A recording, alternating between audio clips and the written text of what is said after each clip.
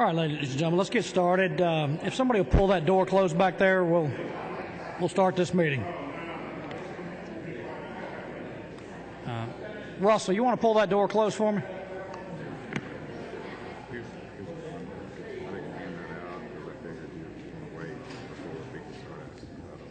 These are the ones that the governor did.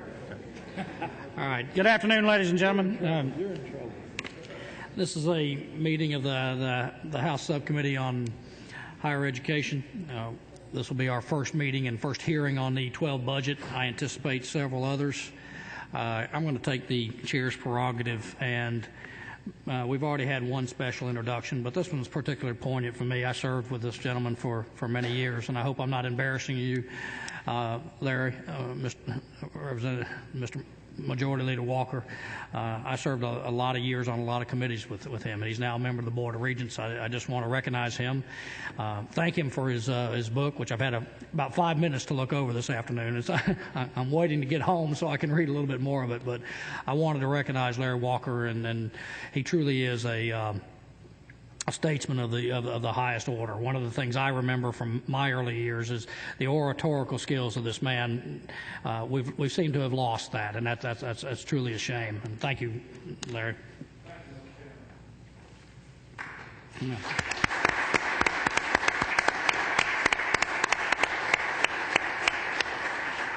And we are well served to have he and the regents looking over the higher education in the state. And I think that you are the only regent that's here. Is Dink already gone?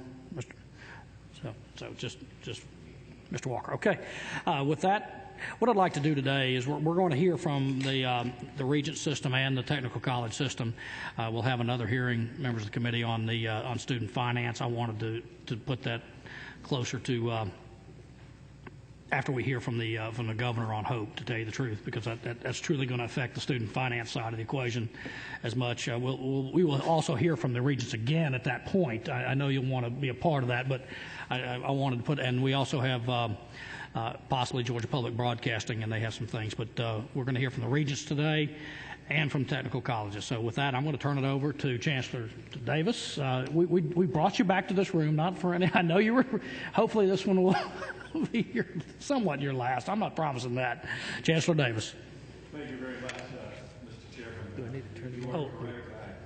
I had spent my last poignant moment at this podium, but I guess not. I am going to do something, two things a little bit differently today. One, I am going to be brief, which I am certainly not noted for, and secondly, we're going to dispense with the usual PowerPoint presentation to allow you to get directly to your questions. I'm certainly very pleased to be here to talk about our FY12 budget. As I said from this podium to the Joint Appropriations Committee, these are certainly challenging times for the university system as well as for the state and its citizens. Our major challenge, of course, is very simple to articulate. It is that we have rapidly rising student enrollment and declining state support. But we have forewarned our presidents over the last 2 years to anticipate challenges for FY12, and they have submitted reduction plans already in place for reductions of up to 8%. So we are managing through this. We're managing through increased efficiencies, productivity, innovation, and increased tuition and fee support from our students. Our focus has been and continues to be on our students. We are working to maintain our high academic quality while preserving access to the extent we can for all of Georgia's citizens. As you know, we are experiencing record enrollments in the university system. Our enrollment has increased more than 100,000 students over the last 10 years. Now, this is certainly very good news for the state, particularly in light of the positive economic impact and effect that college graduates have on this state. We expect this trend to continue, but it is a task that is certainly made more difficult for us by the reduction of state funding. Compounding our challenge for FY12, of course, is the lack of funding for the formula increase of $177 million. Certainly, we understand that given the state economy. This, along with $173 million in reduction across our units, indicates that we will be, for FY12 alone, about $350 million short of what we believe to be our anticipated needs. We will do, and again I want to stress, as I did previously, what we need to do to get through 2012. Our presidents are setting an excellent example of leadership that has inspired our faculty and staff to do what must be done in these economic times, and we are making some difficult decisions, and we will continue to make those, and we will use every tool that we have available to serve our students. However, we do so sharing in the belief that many, including the governor, have articulated that FY12 will be the beginning of the end of our difficulties. We will do what we need to do for FY12 and help the state get on a solid financial footing, but I have to emphasize that in FY13 that we must again look towards funding the formula growth. This funding is the historic investment that this state has made in the university system, and it has paid the state tremendous dividends. It is the investment needed not only to preserve the future of this system, it is also the investment needed to preserve the economic future of this state. So again, Mr. Chairman, on behalf of our 35 presidents, I want to thank you and the committee and your colleagues in the legislature for your ongoing support of the system and what you do to help us preserve access and to protect academic quality. So that ends my comments, and I will certainly, along with our Chief Financial Officer, Ms. Usha Ramachandran, be prepared to answer any questions that you might have at this point on the budget.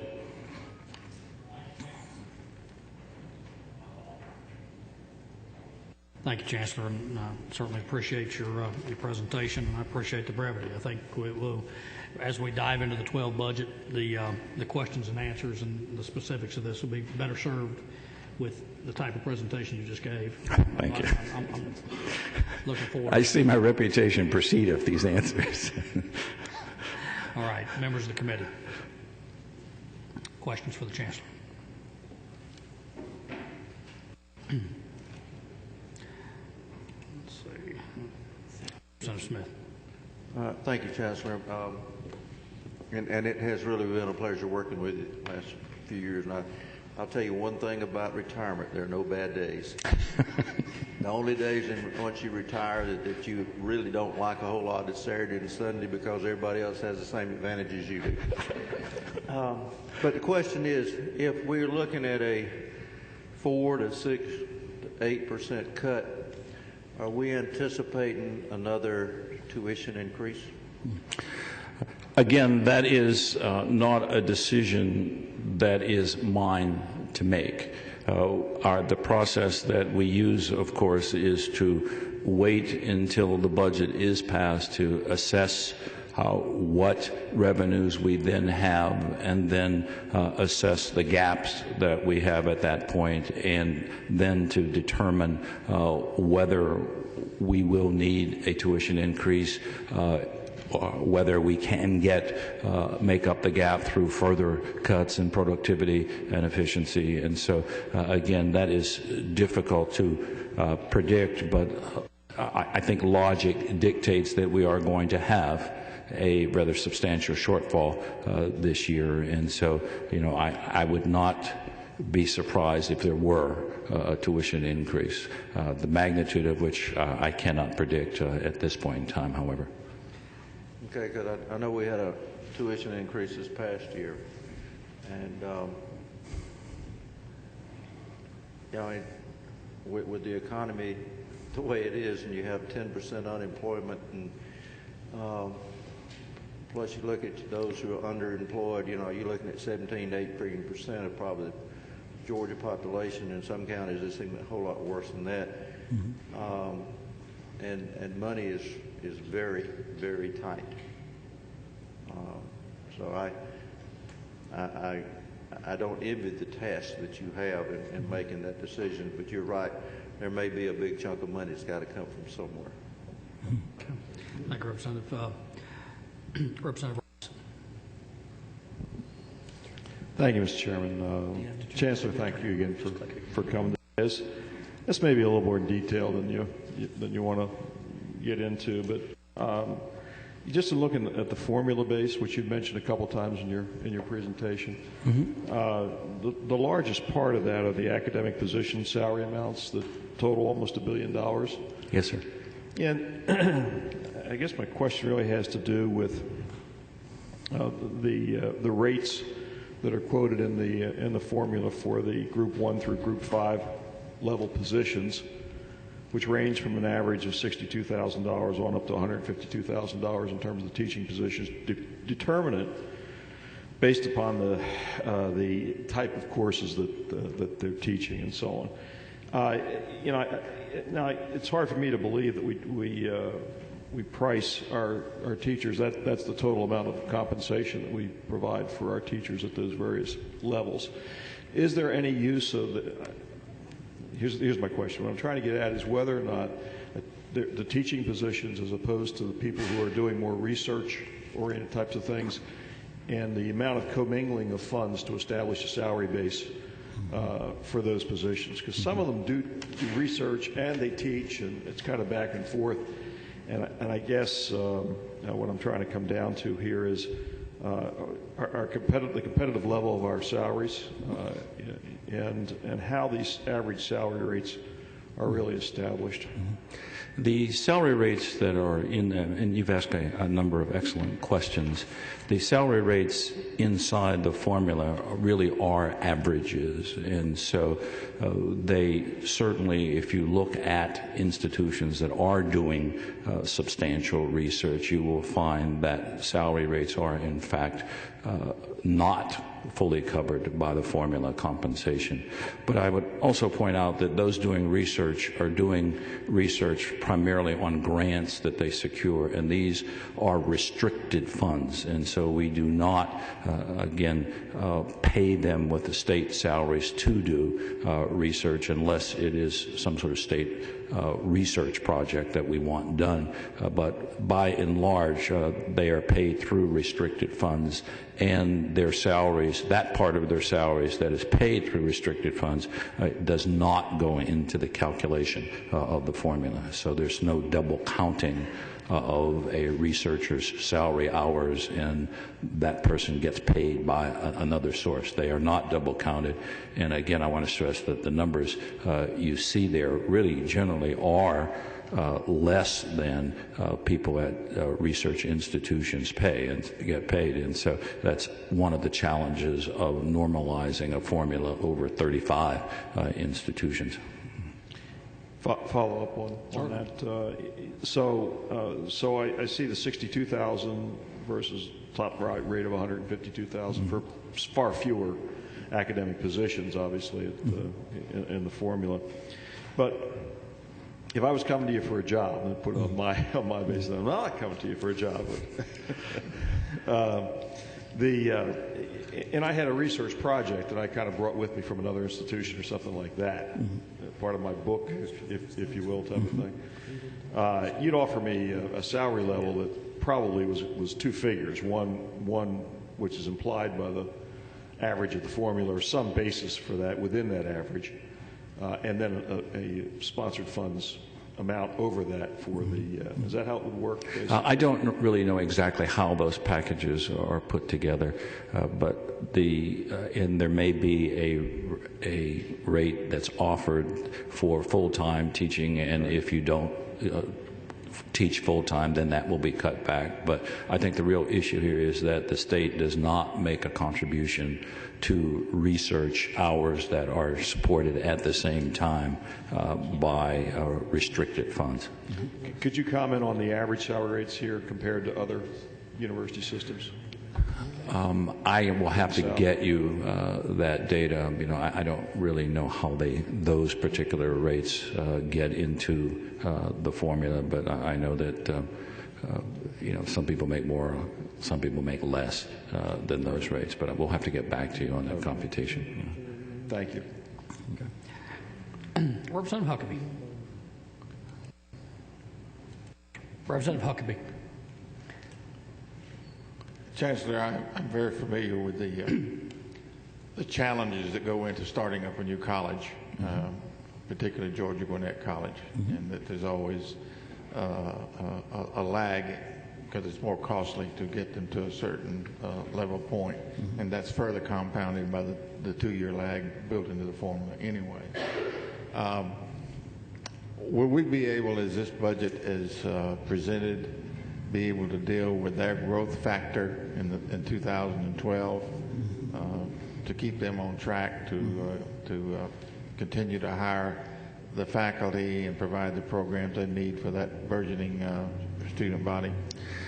It remains a challenge, and we have tried to anticipate that challenge through funding in previous years. Now, as you are well aware, if you ask any college president, is the funding adequate, you probably will get a similar answer from them. But we had, with the beginning of Georgia Gwinnett College, isolated the amounts of investment that the state was making in Georgia Gwinnett until it hopefully got to a reasonably steady state where it would have enough students where tuition can start to fund some of the expenses. And last year, and I believe in FY11's budget, that the budget for Georgia Gwinnett was moved into the basic formula. I believe they got a small increment of special funding last year, but it I don't believe was of the size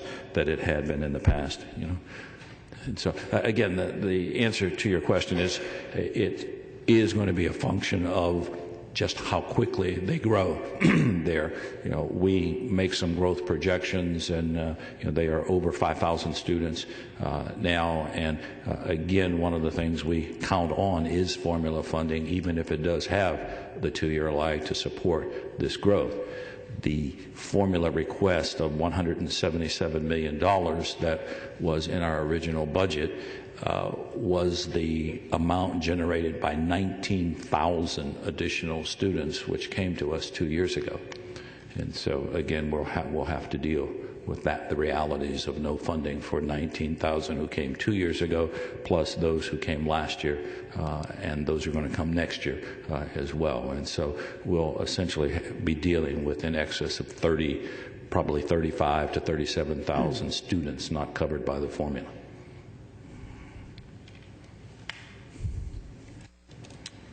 Committee. Any other questions right there? Let me, Chancellor, I've got a few things I want to begin a conversation on. Let's two things. I want to talk a little bit about the bond package, and perhaps Vice Chancellor Daniel could answer some questions. But I want to also continue our conversation on the allocations that we've begun. But why don't we talk about some of the bond projects and some of the questions that the members may have. Those are in your budget. Is that in the tracking sheet that you gave them? All right. If you don't have your list, but let me just ask a couple of questions. Let me turn your microphone on. You can sit there. The mic's on. That microphone should be available there. Testing. Okay. Yeah. You're on. Yes. Let me ask you a couple of things here. One of the first things I want to talk about, as you can see, the governor did not recommend that significant project that we funded the design and construction management for last time, the veterinary school. I believe we appropriated $7.1 million in last year's budget. Now, in today's budget climate, I don't think we're going to see a lot of construction dollars of that size. What's going to be the disposition of those funds? We certainly, I can understand possibly, I guess you procured a design there, but yes, we shouldn't have to spend the construction management funds. No, sir. So what is our savings in that, or what is your savings going to be there? What, are we going to deauthorize a section of that bond? Have you had conversations with respect to that? We have not had any conversations with OPB in that regard. I mean, the bonds will ultimately be needed, and we would be well within the bond arbitrage spend down, assuming that we are going to go forward with that project. I don't know. That's I don't know that either, sir. yeah. Okay. So what's the? Let me get further down into that. So how much of that was design, and how much of that was for the construction management pre-construction phase? Of that $7 million, the whole $7 million is not for design. There's initial site prep and development and some expenses there. The specific breakdown for a project of this nature, probably, I would say 2% of the fee. So if you would like the breakdown of that, we have a project budget on that. I'd like to see where we are on that. As you know, I mean, obviously the bond package was somewhat smaller in the original recommendation this year. You've got approximately $50 million in the MRR budget. What was your overall ask in that? We asked for $100 million of MRR funding. What's your perception of the consequences of the MRR funding? Well, we are certainly concerned about the continued deferral of major renovation projects. It is the nature of the beast that these are the things that typically tend to get deferred. They are not very glamorous. We are working very, very hard to keep buildings that are returning an investment, but they will begin to be less efficient operating, both in providing state-of-the-art classroom and instructional space, also in our energy costs. So it's a gift that keeps on taking. When we don't have MRR funds, it costs us more than what we're saving and not spending those MRR funds. Okay. The projects that are recommended to date, seems to me that all of these were a part of your CIP. It seems that they're also somewhat in line with the priorities on the CIP. Is there anything outside those parameters that is glaring? No, sir. There is a breadth of projects, as you know, that we think are worthwhile and on the CIP, and everything included was on that. I thought that was the case. I just want to, I noticed, I have had some conversation. I noticed we're going to, there is going to be a bill on JHEFA funding to increase that from the, I think $300 million to $500 million level. Now that's your public-private partnerships on that. Are you anticipating that need for an increase because of the, are you going to make some facility for some of the other CIP projects, or what's the plan based on that anticipated increase? The basis of the JHEFA program is that these projects must pay for themselves through revenue that is not associated with the state. So typically your dorms, your parking decks, student activity or athletic types of facilities that have a separate fee that is not HOPE eligible typically has to support the debt service on those projects. That has been this body's preference in the past, and we take our direction from you. So we only put projects forward that fall under that category. If I could put in a plug for that, I would say that when we build dormitories, there are common spaces, day rooms, and spaces that are great for 7 o'clock classes, and we are trying to leverage those types of projects that pay for themselves to continue to enhance our ability to deliver program with the lack of new construction and renovation funds. So in other words, you can get some joint use for classroom space out of some of these paybacks where student fees and these centers where they play athletics and those types of things. Absolutely. The emphasis on multi-use of facilities, I think, is important in all of your industries. You're seeing that gets a lot more bang for the buck out of our dollars. To put this in perspective, over the last 4 years, we've received approximately $1 billion in bonding authority from the state that you have approved. We have invested in excess of $2 billion in PPP projects over the same period. That's a good perspective. I wasn't aware of that particular ratio. Representative Huckabee, Meade. One of the items recommended by the governor is in the middle of the page, $5 million for Valdosta State University. My understanding that project is a $32 million project. What part of that project do we get for $5 million? For that $5 million, although we certainly would have hoped to have proceeded with the complete project, you do have a situation where you have the North Campus in Valdosta is separate from the main campus, and so there is a significant amount of infrastructure as well as some road realignments and site work that can be done in conjunction with the design so that the building site will be prepped and ready for construction funds to follow in a subsequent year. So our spend there is to spend that on getting the infrastructure and some other things to prep that site. Could I ask one more question, Mr. Chairman? A number of years ago, we had a category of capital projects in the university system called minor projects that were $5 million and below. Has it worked well to have abolished that category, or has it tended to have the unintended consequence of pushing up the cost of the projects that do come into the system? That may be an unfair question, but No. I think what I would like to highlight is there has been an evolution in the overall strategic planning process of the board that I think mitigates that tendency that you would have expected otherwise. With the 6-year strategic planning, each of our campuses is given a strategic target allocation based on enrollment, current space that they have, and enrollment growth potential.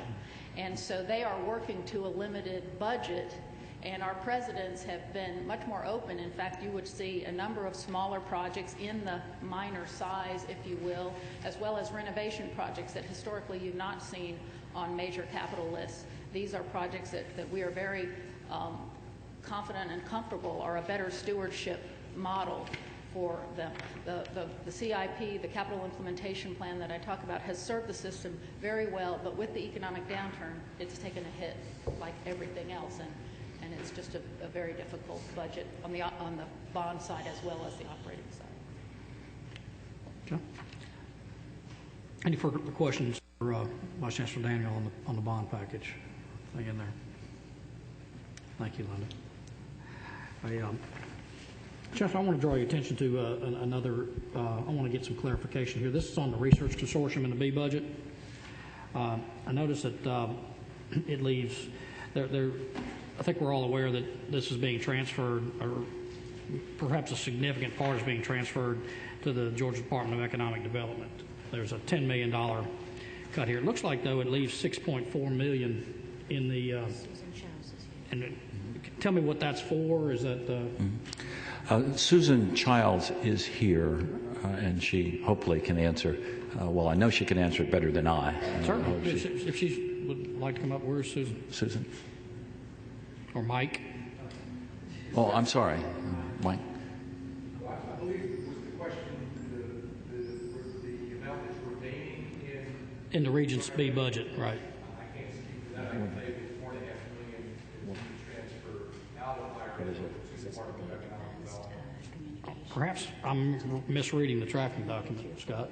It shows that there's a $6 million that's left there. Let us get back to this, but I believe this is for the advanced communication system, but we'll have to get back to you with the detail on that. Just to be clear, Mr. Chairman, those dollars are not in the GRA program. It's only $4.5 million.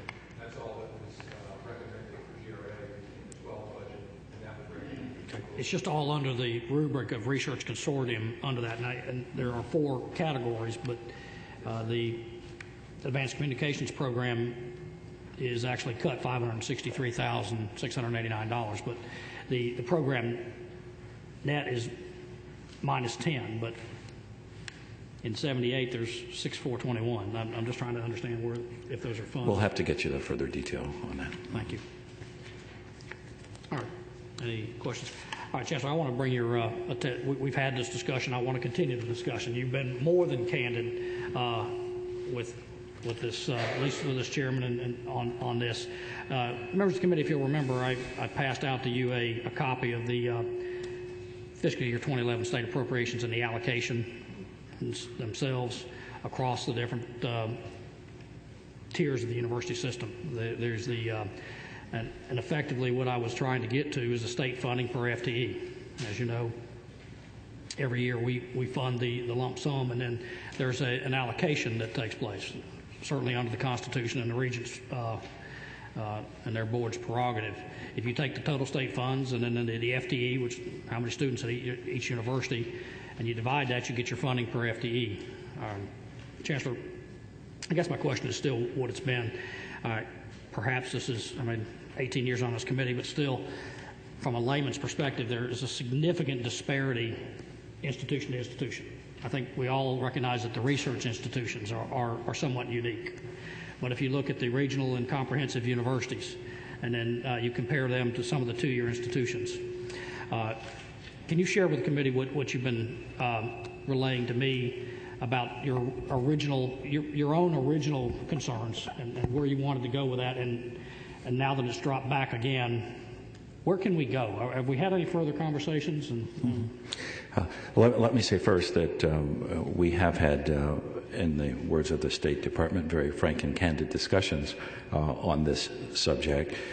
And the issue, as was crystallized, is essentially why are state funding per FTE, why do they vary between institutions? And the answer, there are multiple answers. One of them is an obvious answer, and that is, of course, that the institutions are different in terms of their mission, in terms of the complexity of their operation, in terms of the costs that are at those institutions on a per student basis. Clearly, in our more technical institutions, Southern Poly, Georgia Tech, for example, it simply costs us more to educate a student because of the laboratories and other costs, and therefore you would anticipate that funding would be higher.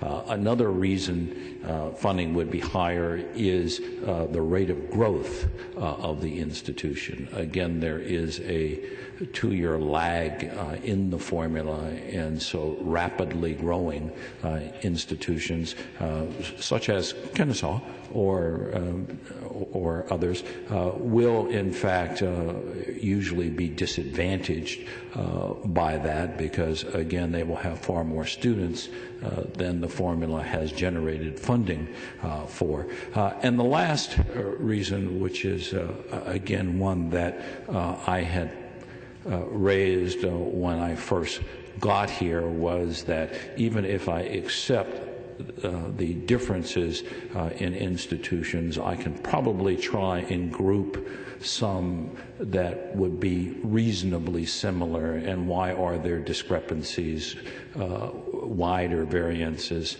in those? And that the reality of that was that answer was lost in the dawn of time, that these numbers are not zero budgeted every year. They're essentially incrementally increased. And so at that point in time, we did, about 5 years ago, set forth to try and equalize them a bit more where we thought they should be.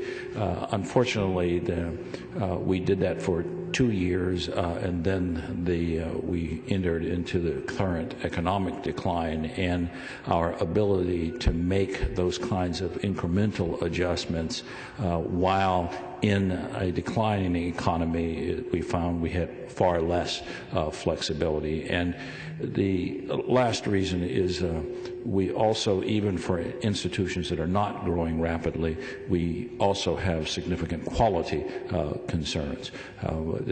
We would put UGA, for example, in that category when we're making allocations, because we are only one of 3 states in this nation that are blessed with 2 or more universities in the top 20, and whether we like it or not, it is not the system or the system office that makes our name nationally as much as our research universities. And so we have to make sure that we maintain quality there, even if they're not growing as fast or generating the credit hours in the formula. And so what we wind up with, as was noted, and again as was discussed, is disparity in state funding per FTE. Now, we also take the position that dollars are fungible, And so we get to the end and we add to the state funding, which will be 25%. 26% in the current budget of our total budget, and then we look at other sources and we ask, absent restricted funds, with tuition essentially and with state support, how many dollars per student does the institution have to work with, the president of that institution? And what we will find is that we can make different differentials in tuition that will in some way also try and start to dampen out the differentials in state funding per FTE. So again, when you take a school, Kennesaw is a good example because when you look at them on a state funding per FTE basis, they are far below average than you would expect in their sector. But because they have added doctoral programs, we have given them an infusion of money to support that program, and secondly, allowed them to charge an on average higher tuition. And so when you look at total funds available to that president per FTE, they are no longer, they no longer stand out as being an aberration. They are essentially, again, a bit on the low side, but much more in the middle of the pack than they were before. And let me say that I have appreciated the discussions with the chairman on this, and again, it is a problem that we had attempted to try and solve 5 years ago, but one of those problems where the economy and continued growth and declining funding has exacerbated over the last 3 years. Chancellor, like you said, full and frank discussions. I'm appreciative of that. I am appreciative of your candor with respect to those. I like your characterization of mist of time.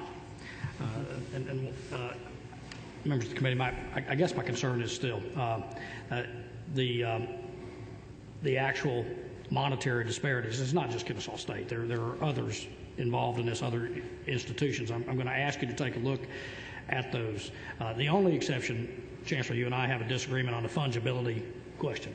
The differential in additional tuition that is paid by the individual parent or student is not state funds. We don't have that is effectively being punished for the success of high demand programs in that sense.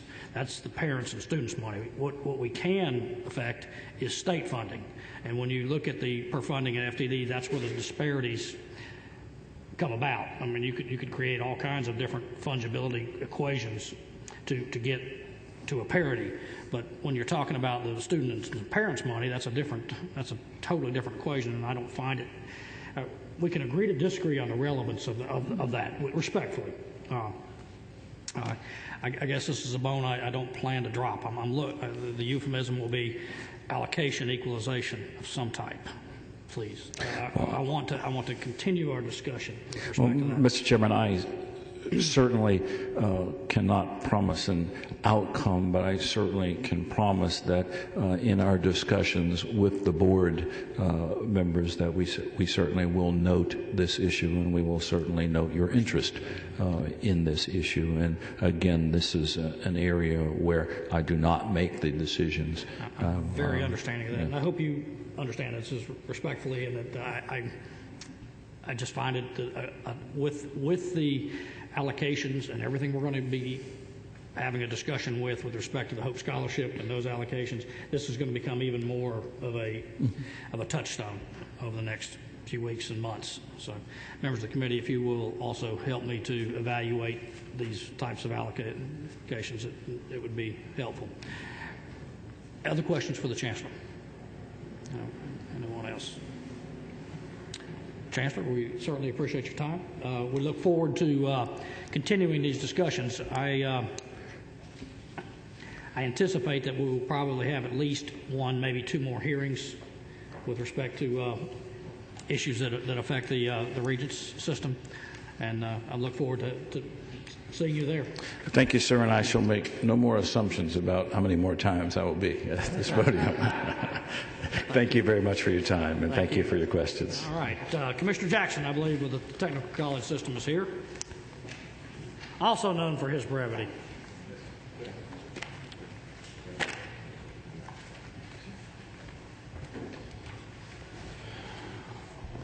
Mr. Chairman, thank you for the opportunity to spend some time with you today and talk about our budget. And I, like the Chancellor, will choose to be brief and spend most of my time answering any questions you may have. Of course, our budget is very straightforward. We have 4 basic programs.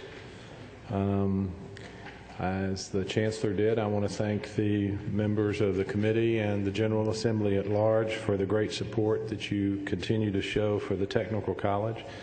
Giving you a little bit of background on where we are this year. You know, we've had remarkable growth. This past year, we grew from 156,000 technical education students to 190,000. Growth of 34,000 students in 1 year. That's a 28.5% increase in our FTE count, because many of those students came back to us as full-time students, raising our FTE considerably. We've done that by carving out some efficiencies that you are familiar with some of our college mergers, and by adjusting our tuition in light of the reductions that have been necessary because of the state's financial condition. So we've also, in those efficiencies, I hate to report to you, I did to the joint appropriations, but one way we've been able to manage that is manning a lot of our classes with part-time instructors, and we are currently at 72% of our faculty is now part-time instructors. While we can do that for a while to get us through the financial storm that we find ourselves in, I must tell you, in the long term, that's not sustainable to maintain our quality of instruction for our students and the outcomes for our students in getting jobs and being as well prepared as we want them to be. Because we do guarantee our students, once they graduate with a certificate in a particular skill program, we guarantee any employer who hires them that if they can't do the job, we bring them back and retrain them for free. So we want to make sure that our instructor and faculty individuals are at the level that they need to maintain that level of guaranteed quality. Having said that, we are continuing to meet the demands of those students. In the summer quarter this past year, we grew by another 11% over the previous summer quarter. We grew by another 8% in the fall quarter. And in the winter quarter, our 7-day report indicates that that is beginning to level off at a growth rate of somewhere around 5%. That 7-day report is only a snapshot. That will not be the final at the end of the quarter. But the indications are that the massive, incredible growth is beginning to abate a bit. But that still, at the rate we're going, will put us over 200,000 tech ed students this year. That would certainly be an all-time high for the technical college system. In addition, as you know, our adult education program serves approximately 100,000 students, did this past year, with 19,000 GEDs awarded. That growth has been not at the same level that our technical education growth has been. In fact, it's been very stable. Had it been growing as rapidly as our tech ed, I'm not sure how we would have managed it, simply because our funding there is not driven by formula, but is driven by flat funds that we get to do the program, and with the federal funds that we receive to match that. So adult literacy and adult education continues to concern us for the state. As I told the Joint Appropriations Committee, 1.3 million Georgians over the age of 18 don't have a high school diploma. About over 50% of our counties, our 159 counties, have greater than 35% of their over 18 population that don't have a high school diploma. that is not a good indicator for economic development for those communities and those counties. So we need to pay some close attention to that as we move forward. I only bring that to your attention because it is a big economic development issue for the state. In our 4 programs, adult literacy, we're taking a 6% reduction that you can see reflected on page 12 of your tracking document. That's a reduction of about $772,000. The reduction in departmental administration is about 8%. That reduction is a program net of just under $600,000. The Quick Start reduction, this is a challenge for us. The net there is $765,000. I must tell you that in Quick Start, specifically, we are training more individuals under the Quick Start program this past year than in the history of the program. For a number of reasons, fortunately for us in this down economy, we've been able to attract some very significant corporate partners to Georgia, Kia being one of those. And Kia is now hiring its 3rd wave of employees. They call it the 3rd wave. It's their 3rd shift of employees. They will have well over 3,000 employees, 4,000 employees by the time they bring that shift on. We will be training all of those employees that they're currently interviewing and hiring for that 3rd shift. That work with Kia and the Kia Training Center that we operate on their behalf is continuing. And in addition to that, over 6,000 individuals have gotten jobs in Kia's supplier plants, and we've trained all of those employees for those supplier companies as well. You add NCR, FSET, and a number of other major corporations who have located plants here in Georgia, which are advanced manufacturers. Quick Start is doing the job it's intended to do. We have cut a number of staff individuals, permanent staff, and utilizing our basic way that we provide that training through our consultants and contractors who provide the direct training. But it is an area that we must pay close attention to as we move forward from an economic development standpoint. The Quick Start program and our customized services are critically important for providing that training to bring in new companies and expanding companies here in Georgia. There will come a day when, with reductions, that toward the end of a fiscal year, we may have to tell a company, I'm sorry, but we can't do that training right now, and that's not what is successful in our Quick Start program. Finally, in technical education, certainly that's our largest program area.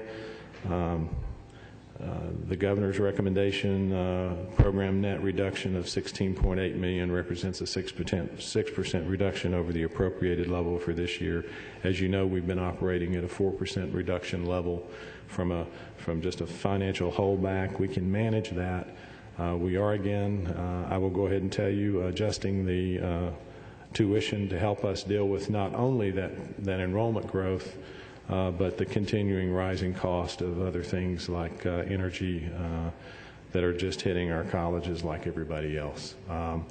The facts are that because of the financial condition, like the university system's $170 million in enrollment growth, our enrollment growth was about $61 million this year, and that has not been recommended for funding.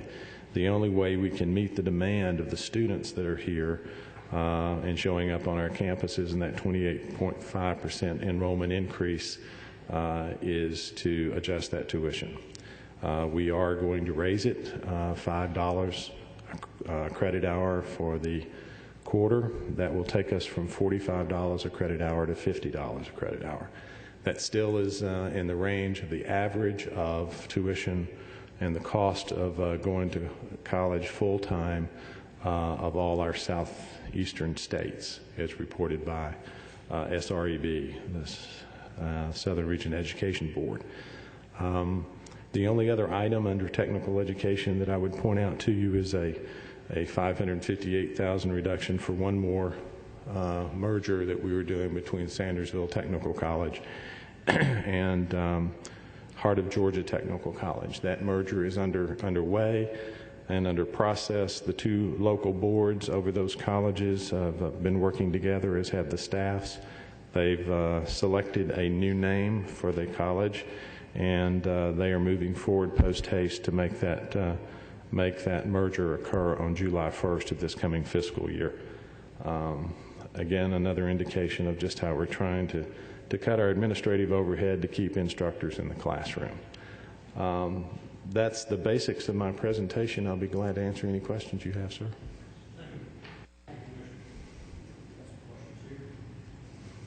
Let's start with Chairman Walker. Thank you, Mr. Chairman. Mr. Commissioner, I know that the mergers in the past, they have been very difficult propositions, and I commend you for this merger of administrative services down in Sandersville in the heart of Georgia Technical College. Do you anticipate any mergers in the near future that you're working on, that you're considering at this time? No, at this point in time, this will bring all of our colleges that are at low enrollment levels that it's hard to justify from a business case paying a full-time administration for a college that has, for instance, 800 students, as Sandersville does. Now, they've been up to about 1,000 actual students, but their FTE is about 800. We believe you need 1,200 full-time equivalent students to make an administration work for a college. We're above that at all of our other colleges at this point in time. If financial circumstances and the state's economy does not rebound, we could consider some additional ones for savings. But quite frankly, I must tell you, we are weary of mergers in the technical college system because they are indeed very, very tough propositions. They're tough on communities. The good news is we didn't close any campuses, and only one of the campuses that was merged lost any enrollment, and that was very negligible, and I think that was more because of some population issues in that community than it was as a result of the merger. In fact, most of the merged colleges have had significant growth during this enrollment growth during this period of time. And the second thing, it's just tough on the college staffs. Merging two separate and different organizations is never easy. Private sector certainly knows that. We certainly have gotten a good dose of it, and we're weary. The second reason, we're undergoing, as you know, the quarter semester conversion so that we can better align our calendars and the way we give our college credit with the high schools and with the university system. We're part of only 20% of American post-secondary institutions that remain on the quarter system. I personally like the quarter system, but the semester system makes a whole lot more sense for dual enrollment and dual credit programs with high schools because our quarter starts in the middle of September. Their semesters in high schools start in early to mid-August. A student that wants to dually enroll and take a portion of their day in a dual credit program has to wait till we come into session. That's a huge challenge. We get around it, we make it work, but it doesn't make sense. For seamless education, it's really important that we do that. That's a huge change for our system. We learned that with the university system when they went through their quarter to semester conversion. So our focus is going to be for the foreseeable next 2 years is implementing that quarter to semester and making sure we're successful. And it costs as little money to our system and creates as little confusion for our students as we can. So I don't anticipate another merger in the near future. I hope I don't have to do one, Mr. Chairman.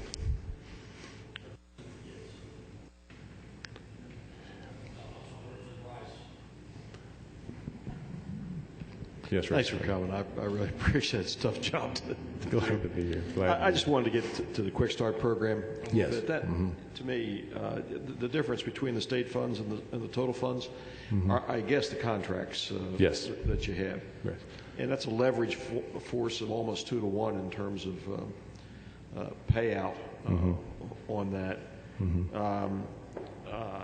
And yet there's obviously a reduction in the personal services line, $798,000. I assume those are contracts. That's not actually taking people out of the system. A portion of that's contracts. As we reduce our staff capabilities, in some cases we just can't handle as many contracts. And quite frankly, companies, while they're enduring the economic downturn, they're not turning to us and hiring us to do some of the training. So some of that's the reduction that just goes with that sort of outside contract training that we do beyond the scope of what we do for the free training we do for expanding our new businesses. That's a great program, and I think most of the people that I've heard from that have come into this area rely on that program. It's a nationally, if not internationally, benchmark program. It's rarely replicated, and it's a great incentive that the state has that really no other state can match. Difference between state funds in the technical education area and the full amounts is all tuition, I assume. It's primarily tuition and some federal dollars. Some federal dollars that we get from the Perkins dollars, the federal Perkins dollars, which are a match portion for us to do this technical education. In some cases, the Pell dollars that come to our students, it's really not part of our budget, but our students get it. So there's some federal dollars and tuition dollars that are in that number. Thank you. Yes, sir.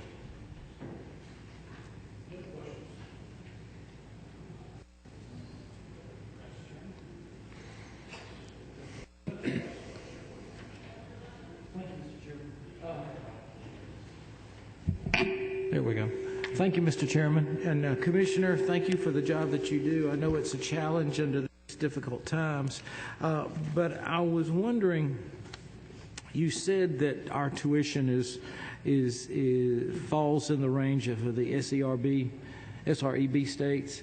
Do you know specifically what it would be in either Alabama, South Carolina, or Florida? We've not done the adjustment for the new $50 rate, but at the $45 rate, we are the next to the lowest of all the two-year colleges in the SREB states. And I don't think that $5 increase is going to move us much up that line because we were significantly below all the other states. Got you. And then you talked, if I, Mr. Chair. Turn one or the other mic on each time. Go ahead. You're okay. back on. Thank you. When we were talking about the combining of the technical colleges and keeping several campuses but having one administration, and you told me that told us about 1,200 students, full-time FTE students, is the required minimum.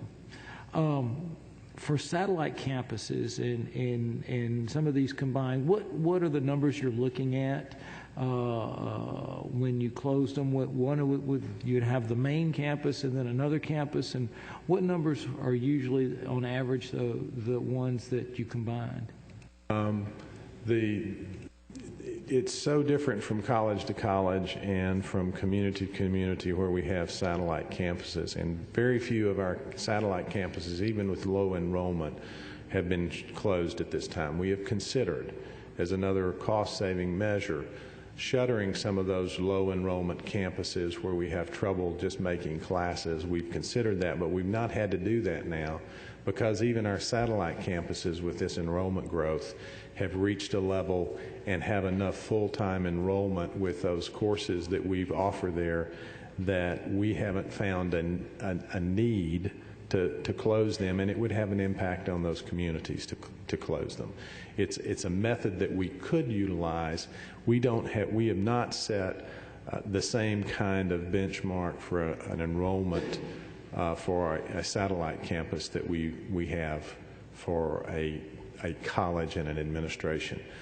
Those satellite campuses are under that one administration no matter how many campuses we have in a college. And in some of those satellite campuses, they're fairly small in their program presentation and in the number of employees that we staff that satellite with. Some of them are large enough to be colleges in of themselves. They surpass that 1,200 minimum. but we're not considering going the other direction and creating another new administration over a college if they can be managed. For instance, the Chattahoochee Technical College has, I think, now 7 campuses. They have over 15,000 students now. They're the 6th largest college in Georgia. Having one, although they've got 7 campuses, and some of those campuses have over 1,200 students, the efficiencies of managing them with one administration just makes a lot of sense. And it's being successful. It's tough on a president to have 7 campuses, I'll tell you that. And Dr. Chandler, who's the president at Chattahoochee, would tell you that. But nevertheless, it's effective, and it's a one way for us to keep instructors in the classroom. Thank you. Yes, sir. What progress, if any, has been made with the accreditation and the sharing of degrees and credit hours between the technical college system and the Board of Regents? We are making methodical progress. Sometimes it is slow. We have 5 core courses between our 2 systems that are currently approved for articulation and transfer between all of our institutions. We have 5 additional courses that have been vetted between our faculties, between the 2 systems, that are ready to go, and will go, I think, sometime I'm told, in May before the Board of Regents for their approval. They've met our approval. So that would be 10 system-level courses that would, no matter where you took them, as long as they were at a SACS college in either one of our systems, SACS COC college, those course credits would transfer to another institution. There's probably somewhere between 20 to 28 or 30 core courses that we could consider, and we've had conversations and continue to have conversations with the university system on that transfer and articulation of those courses. Exactly what the correct ones are and how long it would take us to get them. The last 5 that we worked on only took us 9 months between our faculties. That's a much faster rate than the first 5.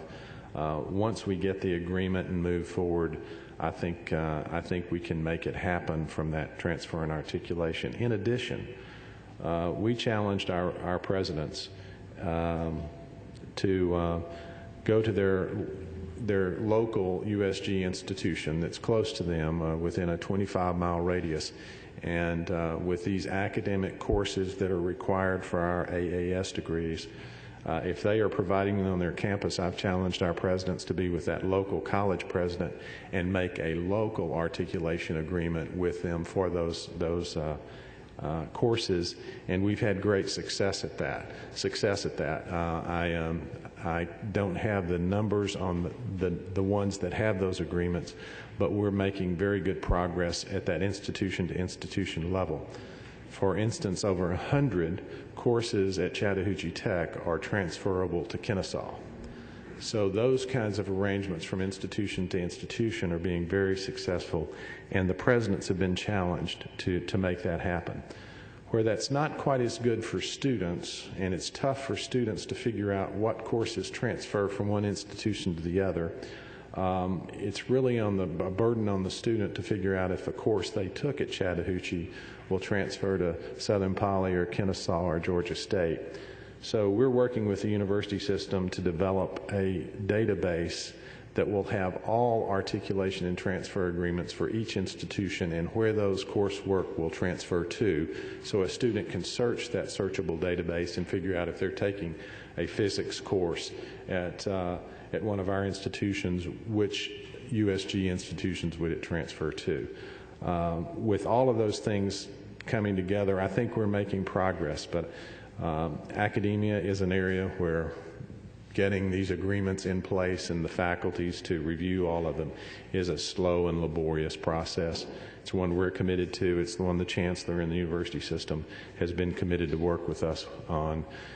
Sometimes it doesn't move as fast as we'd hope it would, but I would report that we're making progress. Thank you. Yes.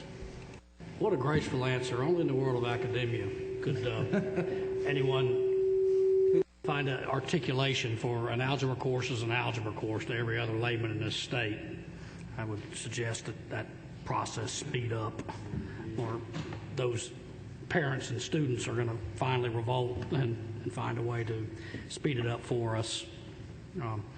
That's my editorial comment on that. So, Representative Smith, that was a criticism of you. Thank you, sir. Commissioner,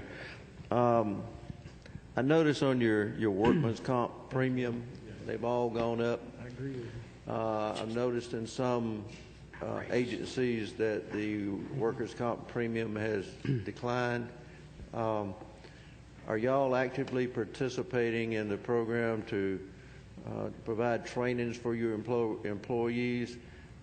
And are all of your technical schools actively involved in this? In fact, I just got our risk assessment report from DOS, and we are fully aware of this issue. One of our challenges is with these, with a staff the size of ours, and particularly a large number, over 12,000 being adjunct faculty members, and having the number of facilities we've got, we have some challenges that are just difficult to manage, but my presidents are fully aware. I will continue to make them aware. They've got to manage this risk and this workers' compensation issue very diligently. I can tell you I don't think anything that's happened in this regard was from a management negligence standpoint. I think we're working really hard to make it happen and reduce that, but there has been an increase. We're not satisfied with it, and we're going to work real hard to manage it, but I am aware of it. My presidents are aware of it, and we will continue to tell them to make it a major piece of their management challenge at their individual institutions. I'm not happy with it either, sir.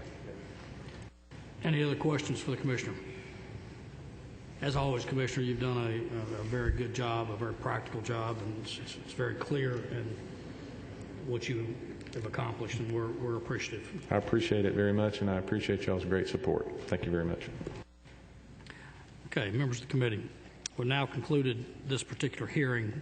What I want to ask you to do is, before we have the next hearing, I don't know yet. I want to balance that around the announcement next week with respect to the Hope Scholarship, so that we can have the student finance in here and talk about it. I want to wait and find out what those actual metrics are going to be, so that we'll have more basis for our questions. Between now and then, let's continue to peel back the onion on these expenditures and the allocations and all of the areas, because I'm going to rely on your suggestions on what you want to put into this recommendation. So, with that, if there are no further questions of me, this meeting will be adjourned. Thank you very much.